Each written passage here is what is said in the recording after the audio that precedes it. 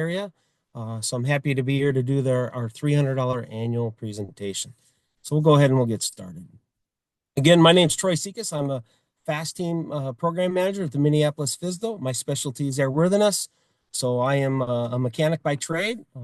So I have an airframe and power plant certificate. I also have an inspection authorization. I do have a private pilot, a senior parachute rigger, and a drone pilot. I've been with the FAA on 18 years now. So I've been doing the FAASTeam stuff for about 4 years. But we'll go ahead and we'll get started. Today we're going to talk all about the $300 annual. Is it a good deal? Is it not a good deal? If it is a good deal, who is it a good deal for? And kind of as you're attending this webinar, kind of think about both sides. Think about maybe you as a pilot. Think of you maybe as a mechanic. Think of you as maybe just a passenger in an airplane. And what do we get for these annuals? And whether the price is $300 or $3,000, right? We want to know what goes into an annual inspection and understanding what we're getting for the value, whatever it may be. So these are a few of the things that we're going to discuss, and we'll jump right in. So this actually is a receipt that was found after an investigation for a legitimate annual inspection. I say legitimate. In other words, they took it, pilot took it in to the mechanic, said, I want to have an annual inspection done. And this is the receipt that he got when he was finished, right? So there's a lot when we look at this. When we look at an annual is only $100, and then they had $200 for labor. Problem is that we're looking at this. We don't see anything for parts. And I don't know. I've done a lot of annuals, but boy, that sure does seem like a cost-effective way to do it. When we look at that, we can compare what we do with airplanes as our vehicles, right? Most all of us will have an automobile, and we're going to take it in to get repaired done at sometimes. And these are some rates here over the last couple of years that we've come up with, and says, if we're going to take it to specific dealerships, these are the kind of money that they charge to have our work done on our vehicles, right? So it can actually be quite expensive, right? As we compare to what it may cost us for our airplanes. It always amazes me that it costs more to get my vehicle repaired than it would be to get my airplane repaired, right? For shop rate type thing. And I kind of break this down a little bit. So I right out of high school, I did marine repair for a short time. I did that in Minnesota, where we have cold weather environment, right? I've also owned a couple airplanes in my time. Of course, fortunately, I was able to do my own annual inspections. But when I talk about the marine repair in my boat, every year, since I live in Minnesota, I have a little speedboat. Every year I have to have that winterized, right? So, we have to get all the water out of it, drain it, put some RV antifreeze in it, change the oil, change the lower unit oil, make sure there's no water, make sure nothing freezes. And I have a friend that still does marine repair for business, right? And he charges right around to do my boat. It's right around $400. Now that includes the oil in the filter, the lower unit oil, RV antifreeze that we put through the block to make sure that, as I said, we're not cracking in the winter when it freezes and that. But his mechanics that do it at his shop for the $400 price, it takes them a real good mechanic that's doing hundreds of these at the end of every season. It'll take them just over an hour to complete that job. I mean, they're very efficient with this. They've done it a lot. Now, fortunately, I go and I do that myself.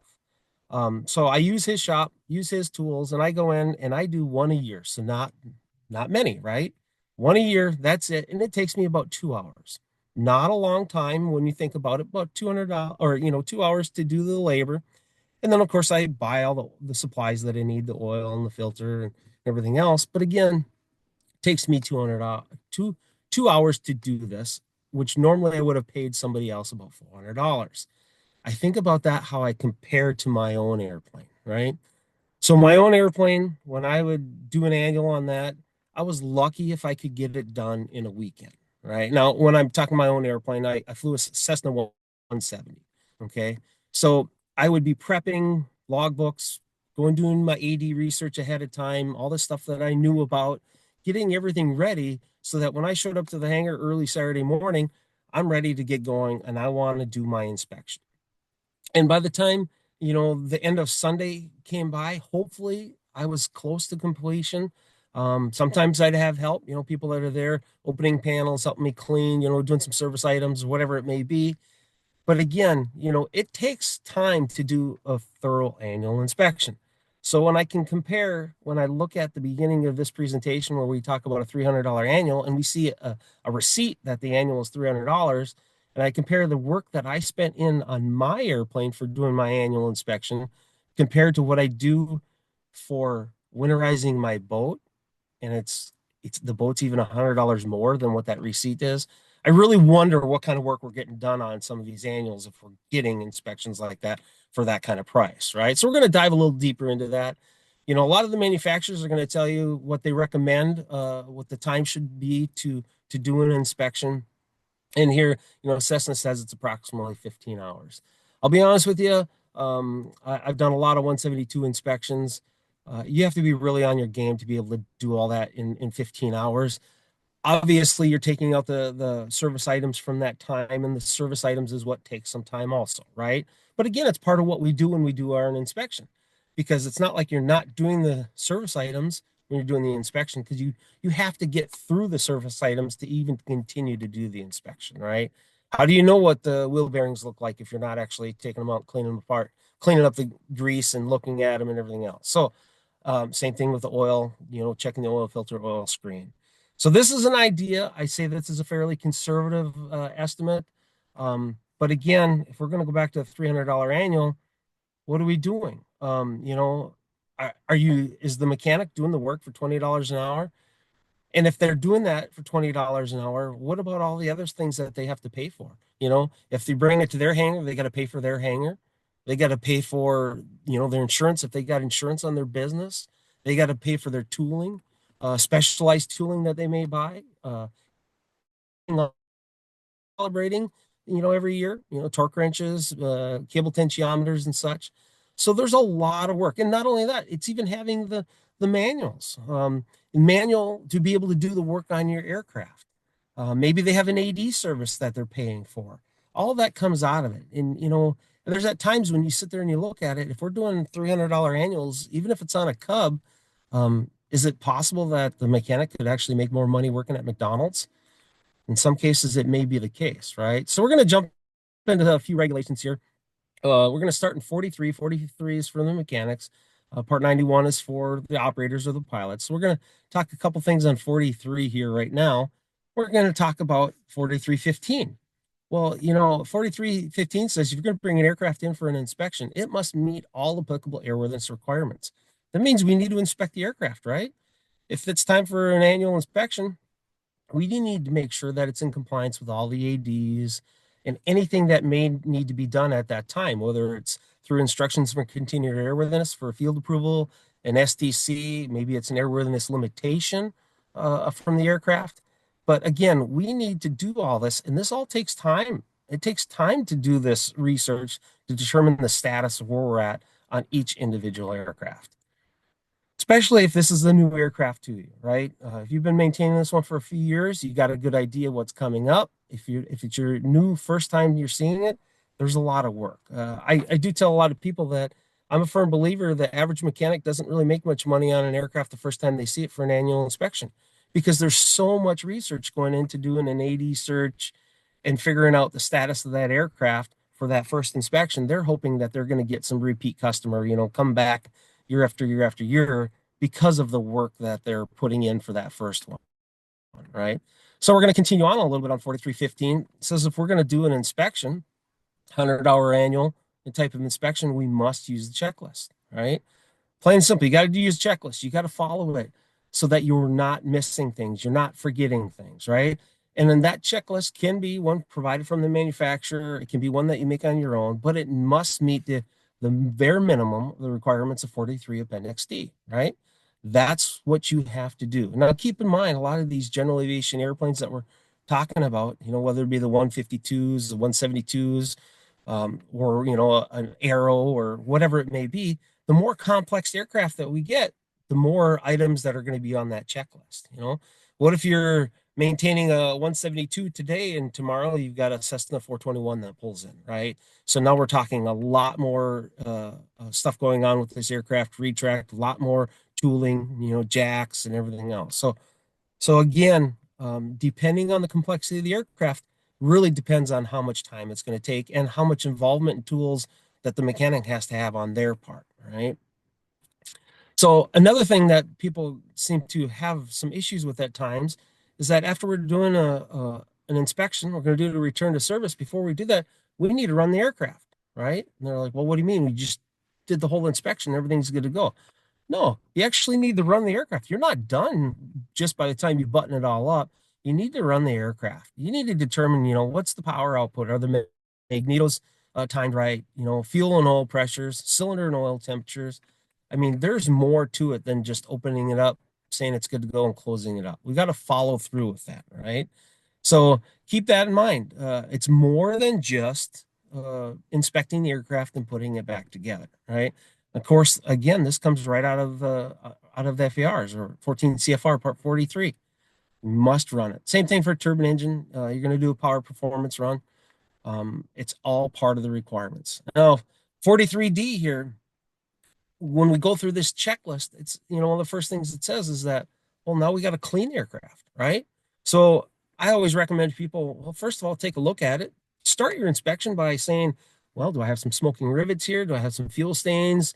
Take a look at the aircraft as it's brought in. Now we need to clean the aircraft, and then we need to start taking it apart, right? To what extent? Well, if you look at 43D, per that checklist, we need to look at everything that, is required in that checklist. So we're going to be opening up floorboards. We're going to be opening up inspection panels.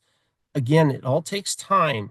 It takes time to be able to do the inspections and open up the aircraft, do the cleaning that's required so you can actually continue to do your inspection. So here we're talking about what you shall inspect, right? Well, or we're going to look for uncleanliness, things that might follow the controls. We got to look at seats and seat belts and windows and windshields, instruments, flight controls, batteries, and the list goes on and on and on, right? Again, just even bringing the aircraft in, you get the aircraft, you're going to go do a run up on it. You're going to get it to temperature so you can do your compression checks, so you can drain your oil, all that stuff. And then cleaning the aircraft and then opening it up. Maybe you have to clean some area underneath the floor because, there's gunk in there and you're still trying to look at the rivets. All of this takes time. So when we look at what we're doing, how much time does it take? Even 15 hours, like I said, I think is very, very conservative. And we continue on with this checklist, and it goes on and on and on about the things that we're going to look at even after the initial getting it in, cleaning it up, and opening it up, right? So here we have an example of an aircraft. This one had a whole bunch of restoration done on it, and they did an annual inspection. And it goes to show that obviously people can overlook things at times. This one, they were, I think they had done a few times around the pattern. But what happened on this one is that during the inspection, they missed that there was no cotter pin on the shaft that goes through the carburetor for the throttle arm. And so that nut backed off. They made an off airport landing and created some damage, shortly after the aircraft was just restored. So keep that in mind, when we're doing our inspections, we're looking for this stuff, right? We can't assume that, well, the aircraft was just, restored and everything is good, so we don't have to look at it as good for our annual inspection. No, it's just like anything else. We got to look at everything. That's why we're doing it. We want to be able to trust people, but you have to verify. So here we got a couple of fuel strainers, right? Doesn't look good. Doesn't look to me like they've been addressed in quite some time. The one on the right actually wound up causing a loss of power in an off airport landing. But I myself, I helped a friend of mine do an inspection one time on his 150. And it was a family airplane. They'd been taking it to a mechanic for many, many years, doing the same thing all the time. And he asked one time if I could help him. He was an A&P. And I'm like, yeah, we can do this. So we bring it in. The first thing, one of the first service items that we're doing is the fuel strainer on that Cessna, right? The firewall strainer. And we pull the bowl off, and literally all the O-rings in there, they just came apart like in dust. I mean, these things hadn't been changed, and I don't think that thing had been taken apart in many, many, many years. And I looked at him, I'm like, what kind of maintenance have you been getting? Well, it always goes to this one mechanic, right? Again, I don't think those O-rings have been changed in many years. It's not just a handful of years, many years to see them in that kind of condition. And I was surprised that it wasn't leaking fuel for as long as that, or the condition of they were once we pulled it apart. But we do see things like this routinely, and here's examples of it. Here's another one. This is a Cessna 206 is flying across Lake Michigan. And I use this one in other presentations also, but it really is a good one. So they're flying across Lake Michigan at 10,000 feet, lost power, windy day, decided to turn around to try to make it back to land because of the wind. They made it about 5 miles from shore. It wound up being an accident with fatalities. As you can see, they retrieved the aircraft and the engine. And when they were doing their investigation, they found that the fuel strainer gasket, so the fuel strainer bowl gasket between the base and the filter was not installed properly. So it was allowing fuel to bypass the screen and just go through into the system. Once that contaminated fuel, because that's what it's designed to do, is to strain the filter, right? Apparently there was a bunch of contamination in the fuel tanks over the years, and now it allowed that fuel to get with the contamination to get up to the fuel metering valve inlet screen there. And that's where you see that picture on the right. And that one was clogged. And that's what happened is it clogged, and they lost power and they went down. Now, this one was somewhere right around 7 hours after an annual inspection. So during the investigation, they went and asked the mechanic, did you do the fuel strainer bowl? The answer was no. So had he done the fuel strainer bowl, we would hope that he would have seen that the gasket was installed incorrectly and would have been able to fix it, right? We asked, did you do the fuel inlet metering screen? The answer was no. Another service item that is also an inspection item, right? This one just so happened to be that the Cessna and Continental got together and they decided to put out a service bulletin on it that if we're doing these inspections, we absolutely need to be looking at this stuff, right? I mean, unfortunately, this one wound up being had some fatalities, and this is something that, in my opinion, would be a normal service item when we're doing an annual inspection, right?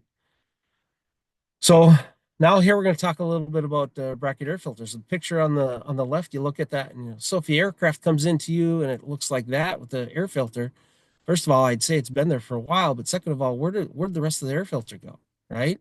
Did that go in the induction system through the carburetor? I mean, is there a chunk stuck in the venturi possibly?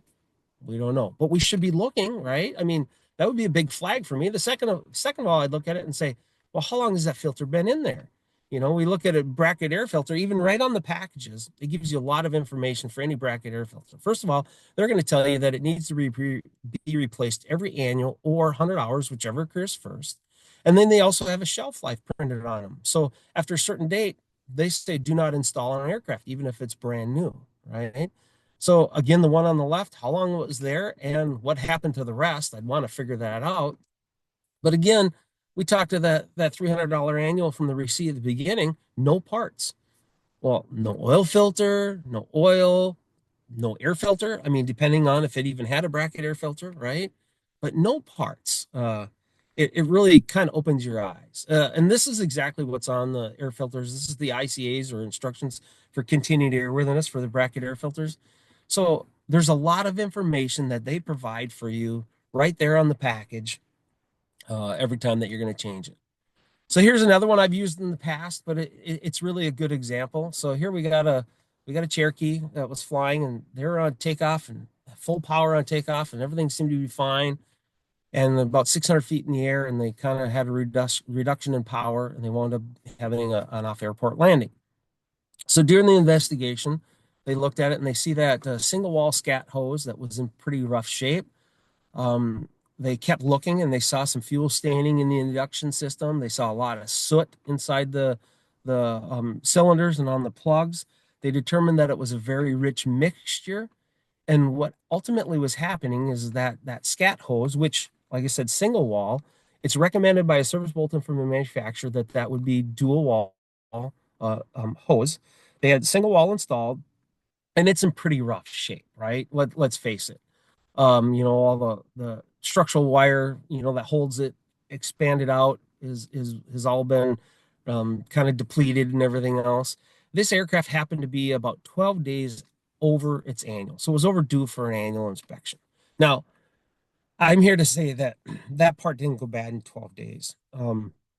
But what they determined from the inspection is that on high power settings, when you had a lot of air going through the induction system, this hose was actually collapsing and choking out the air. So it was not getting the air that it needed for the fuel air mixture and to create the power that they needed for flight, right? So again, 12 days over the annual inspection. Obviously, we should have an annual inspection. We would have hoped that during the annual inspection that they would have found this and they would have replaced it.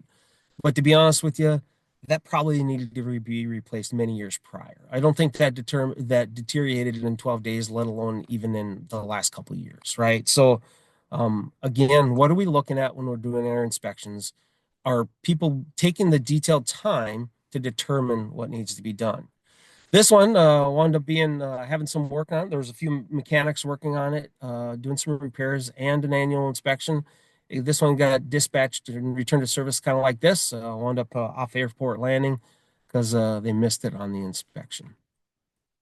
So here we got an exhaust. So we're going to talk 43, right? 43 says that if we're going to do a repair, we shall do a repair in such a manner and use the materials so that it'll be equal to its original or properly altered condition, right?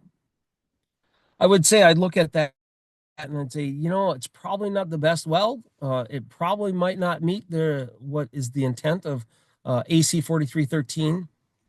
But even so, if we're going to get an annual inspection, we want them to look at these things, right? So again, if we go back and they're not spending a whole lot of time on our inspection, maybe, they get it done in a few hours, let alone, versus a couple days or whatever. Are they taking the heat shields off of a muffler like this? Do they even know that there's been a repair under there? Are they looking for cracks underneath these heat shields? Because I look at this and I'd say, well, I'd say there's very high potential that that one would start cracking fairly soon after a repair and maybe not last an extended amount of time. I'm not saying that it won't last and that it won't be good for a short time, but I wouldn't expect it to last for a real long period. So are people really taking off the shrouds when they're doing these inspections, or are they just looking at the end, looking for cracks and maybe shining a flashlight up the tailpipe, looking to see if the baffles are still there, right? Again, how much can we inspect on an aircraft if we're not spending a whole lot of time on it, right? So in this one is a situation where a mechanic had retired. He was done doing inspections.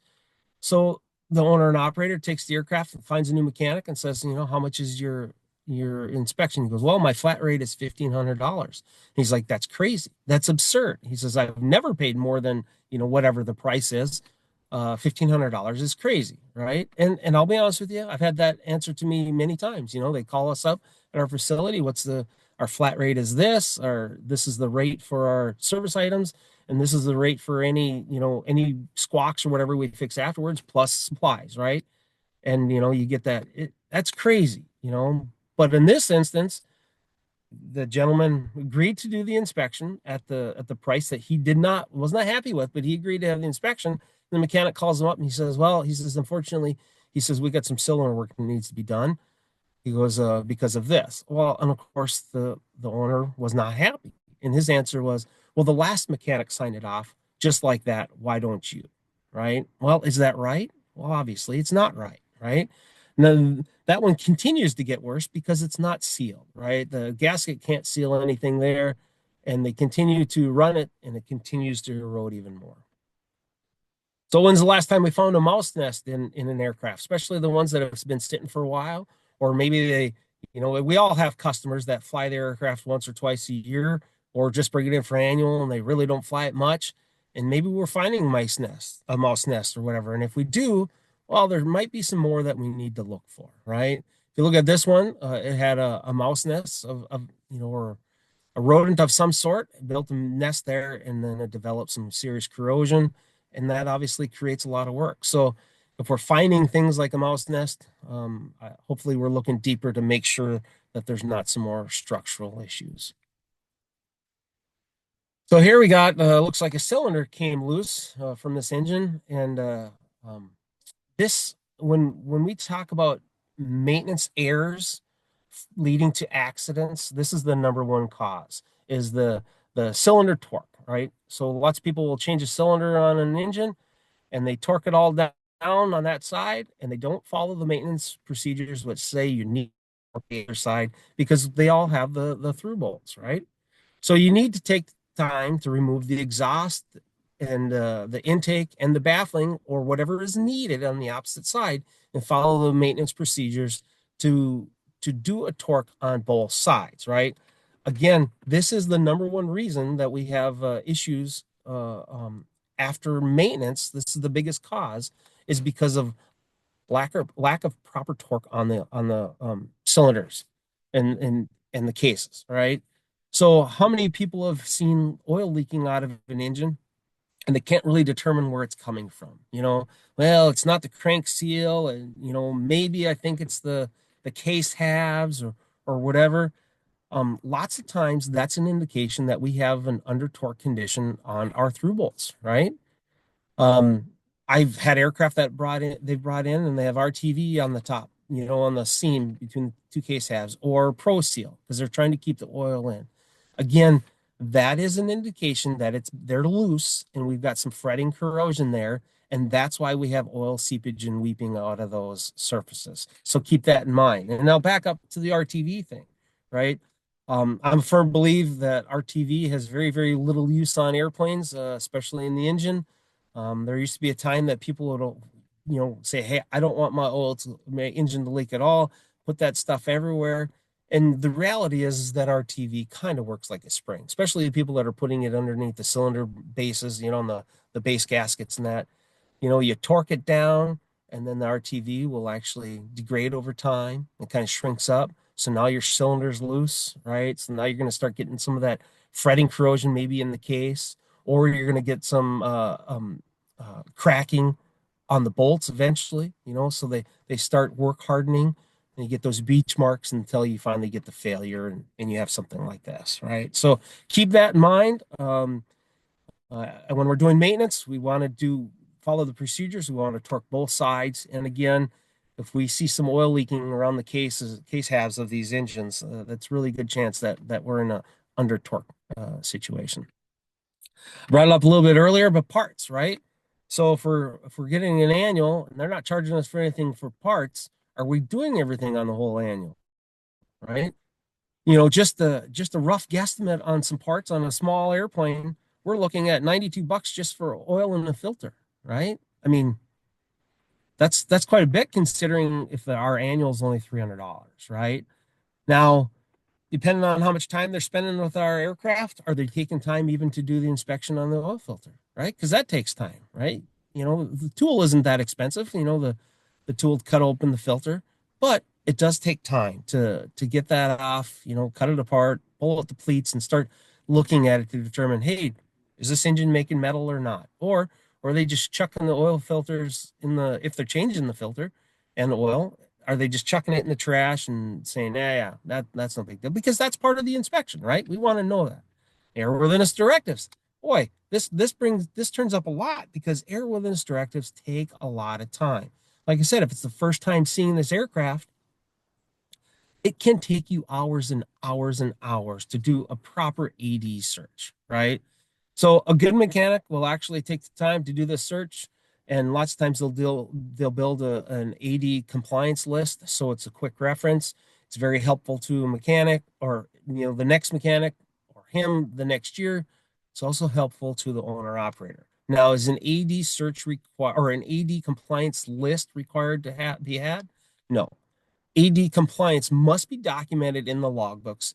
Any way that it's done, it doesn't matter. You can have the nose fork AD on your Piper from 1971 signed off in 1971, and that's fine.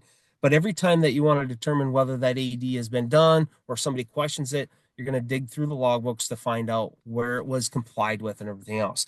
That's where an AD compliance list is helpful. As an aircraft owner, I always had an AD compliance list. I wanted a compliance list.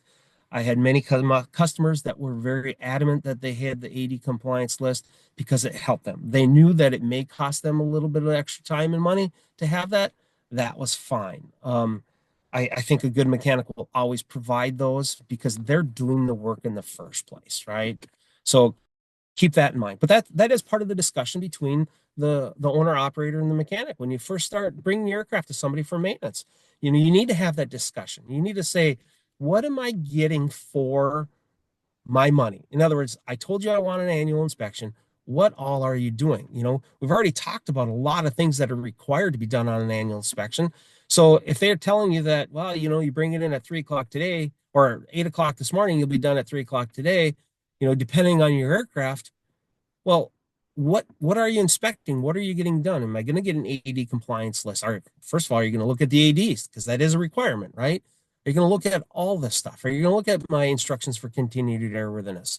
Therefore, make sure you're bringing all your logs so they have all the 337s so they can see if anything is there, right? And am I going to get that AD compliance list? And they may say, well, no, I just do it in the logbooks. Well, that maybe you need to say, well, it's important to me to have one. And oh, okay, it's going to cost you a little bit more or whatever, or yeah, or maybe the mechanic doesn't even do that, doesn't want to, right? So then you decide, is it the right mechanic for you? Okay.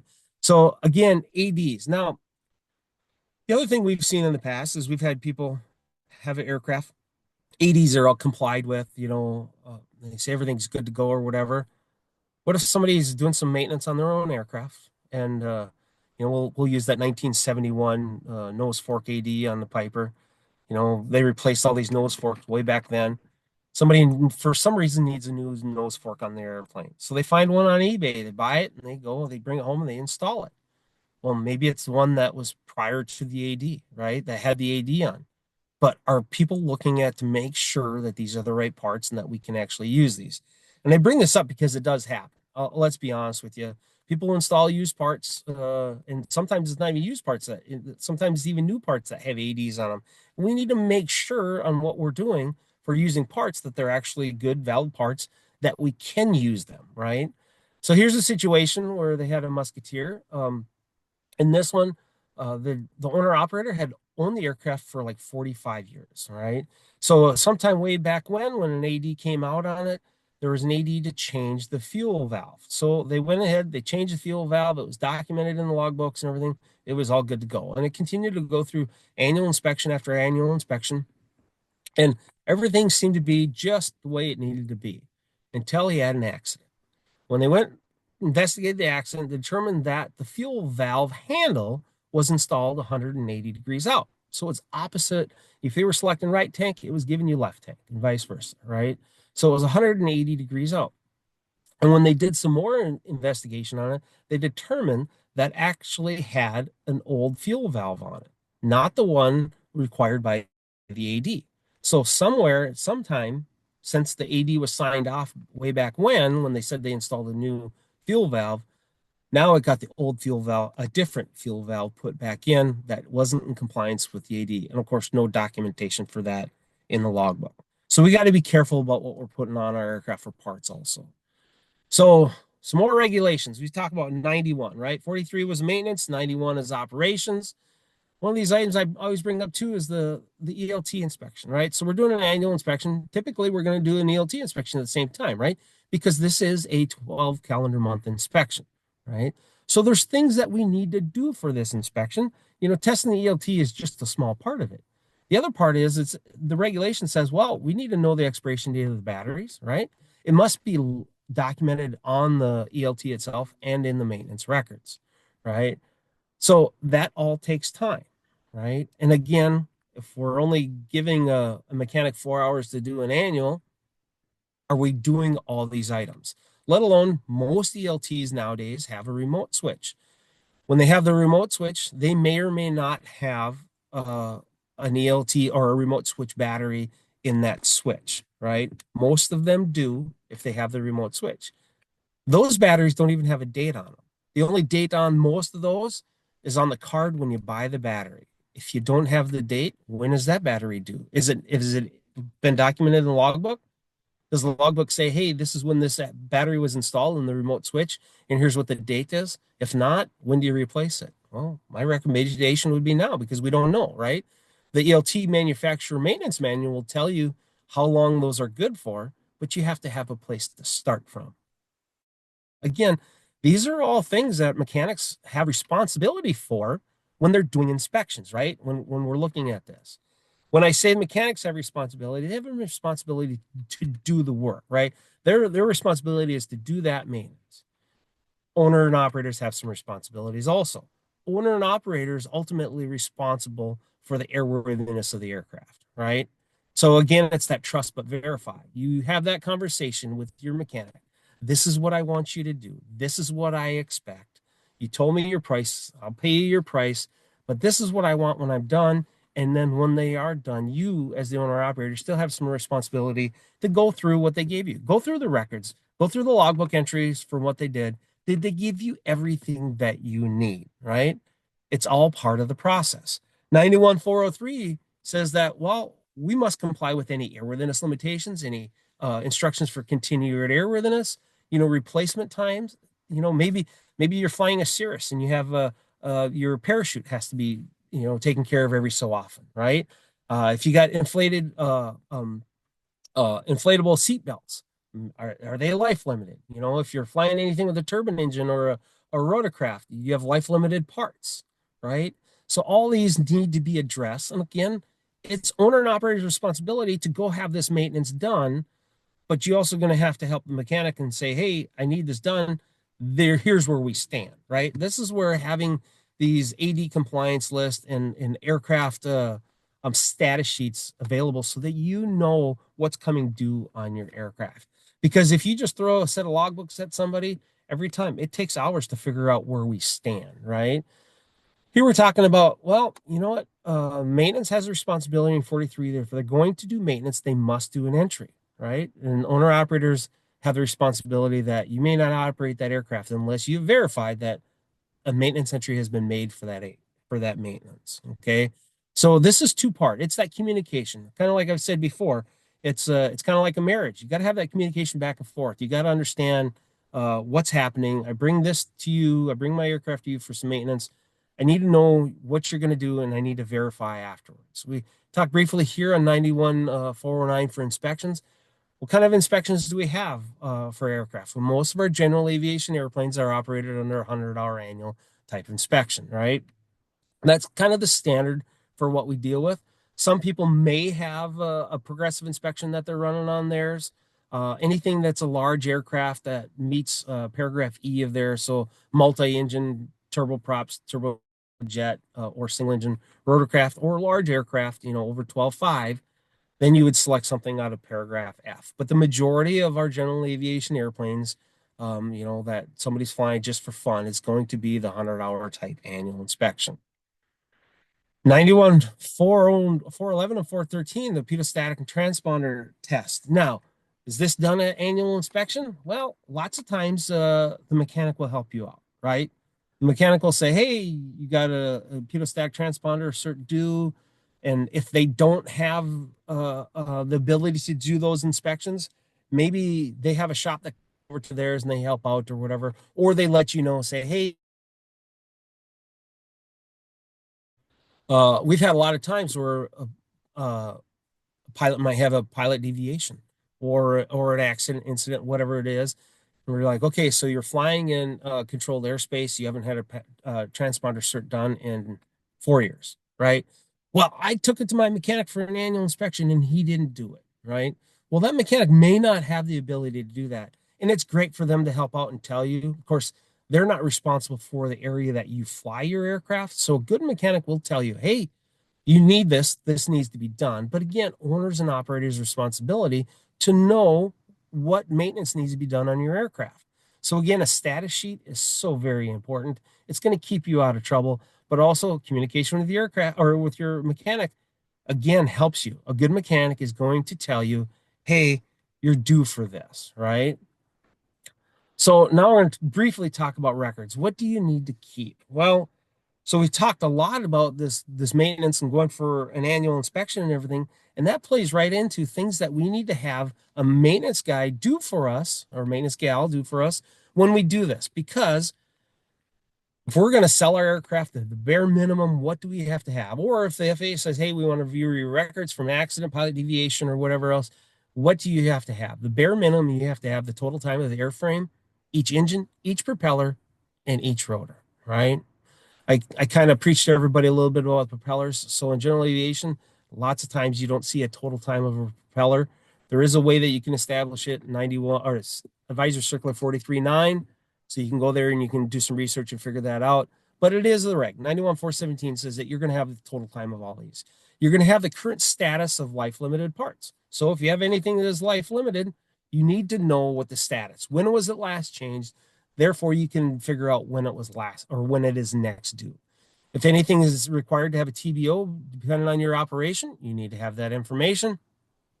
And then you need to have the current status or current inspection status of the aircraft. So what kind of inspection program are you using? Are you doing the 100-hour program? Are you doing a progressive? Whatever it is. And then, therefore, you can determine when the next inspection is due, right? That's your inspection status. You also need to have the current status of airworthiness directives, right? So this is where I preach about the AD compliance list. I'm a firm believer it's the best thing when we come to ADs. It helps everybody involved. And therefore, once you have one made, it's very important to make sure that the next mechanic that you go take your stuff to, that they continue with it. Because believe it or not continuing and trying to pick up again later can cost you time and money again. I always tell that story where I've gone to do, and they've handed me an AD compliance list that was 16 years prior to the year that I was there doing the inspection. Could it be current? Sure, it could.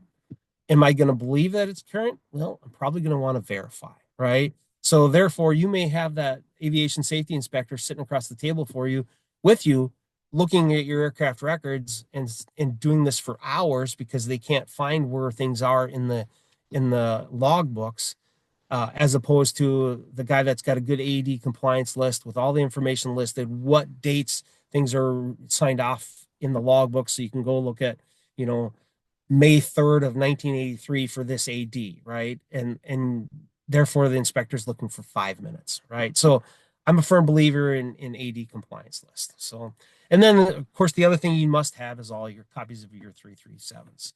So we're going to break down this $100 annual for this invoice that we saw, right? So this one wound up being an accident. So FAA did some investigation, and let's see what happened here. Well, the aircraft was purchased at an estate sale. The transaction was completed at 3 p.m. The owner flew the aircraft 150 miles to an airport for an annual inspection. I will tell you that the aircraft was out of annual, and so we already started off on a bad foot, that we flew the aircraft without a special flight permit, right?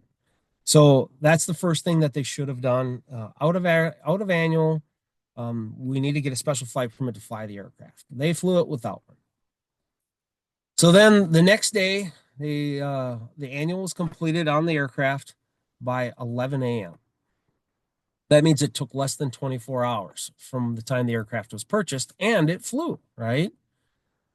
So after that, the aircraft was flown to the owner's home base at 12:30. The accident was reported to the NTSB at 4 p.m., right? The aircraft was destroyed when it flipped over on landing. So let's put this time frame together. So 3 o'clock the previous day, aircraft was sold. Within 25 hours, the aircraft had been flown to a maintenance facility, had an annual inspection, now flew again to the home base, had an accident, and then was reported to the NTSB, all within 25 hours.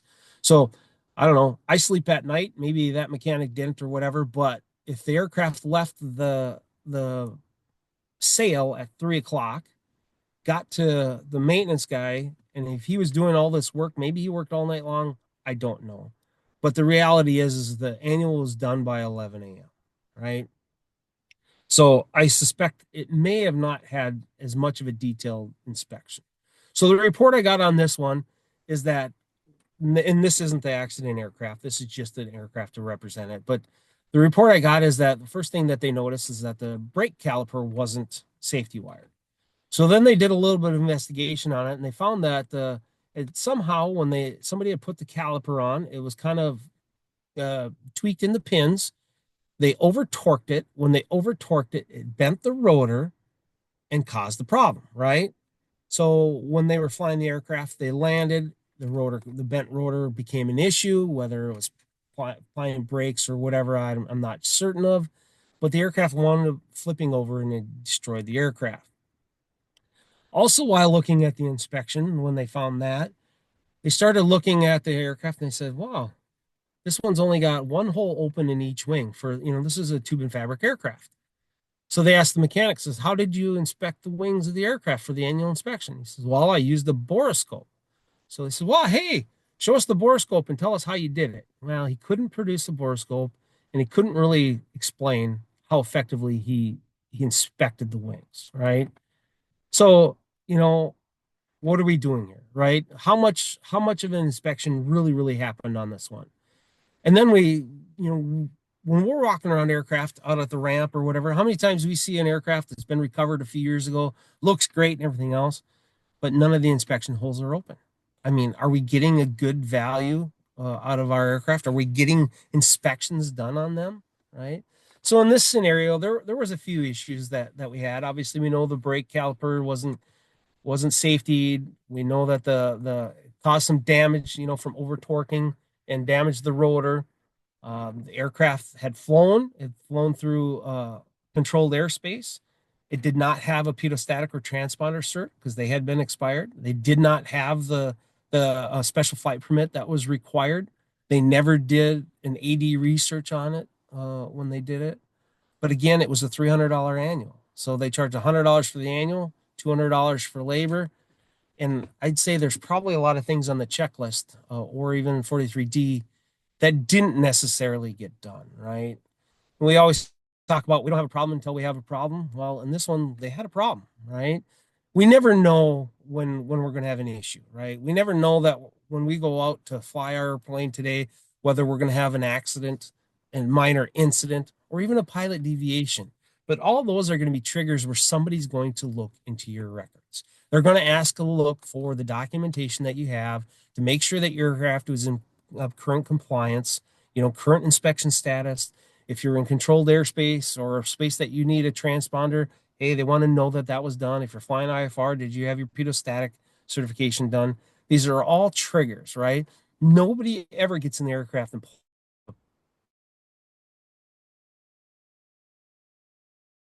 so I throw up here pros and cons for that $300 type inspection, right? Think of this as the mechanic. Think of it as the pilot. Think of it as the passenger or your passengers when you're taking them, right? What are the benefits? Are these pros or cons, right? Is the cost a pro or a con for each, right? Is the mechanic is that $300 annual a con a pro for him? Well, I don't know.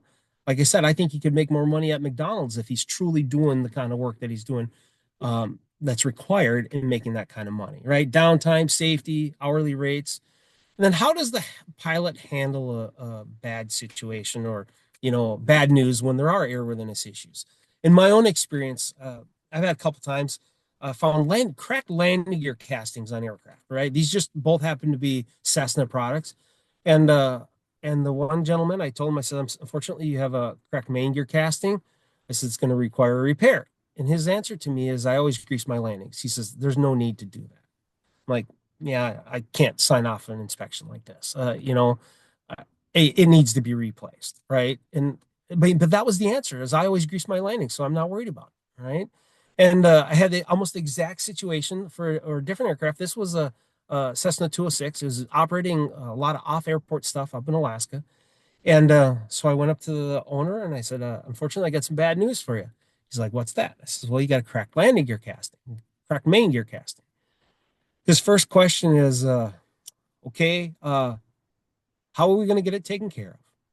It was not how much was it going to be, how much downtime or anything. How are we going to get it taken care of? And about 5 minutes later, he comes back, he shakes my hand, he gives me $500 bills, and he says, I want to thank you for keeping me safe. So I, as the mechanic, I look at the situation. How are these two different? One is saying, boy, I always grease my landings and I'm not worried about this. The other guy is like, no, you did your job.